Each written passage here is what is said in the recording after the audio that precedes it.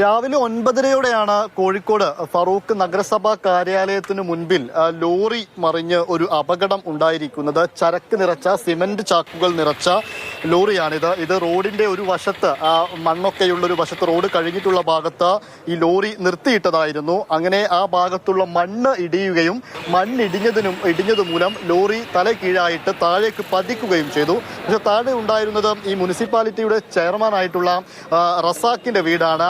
അദ്ദേഹത്തിന്റെ വീടിന്റെ sit out ഭാഗത്തേക്ക്, അതായത് വീടിന്റെ മുൻവശത്തേക്കാണ് ഈ ലോറി പതിച്ചത്.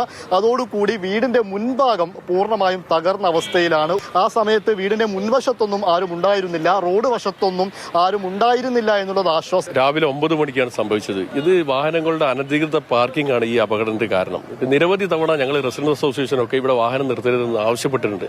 പക്ഷേ നിരന്തരം വാഹനങ്ങൾ നിർത്തിയതുകൊണ്ട് ഇത് 2 ദിവസം മുമ്പ് മറ്റൊരു അപകടം ഉണ്ടായിരുന്നു. കാറുകൾ തമ്മിൽ കൂട്ടിയിടിച്ചു, സൈഡ് കൊടുക്കാൻ കഴിയാതെ, അങ്ങനെ നിരന്തരം അപകടങ്ങളാണ്. അതുപോലെ വിദ്യാർത്ഥികൾക്കൊക്കെ സ്കൂളിൽ പോകാൻ പ്രയാസമാണ്. ഗവൺമെന്റ് സ്കൂൾ ഇവിടെ അടുത്താണ്.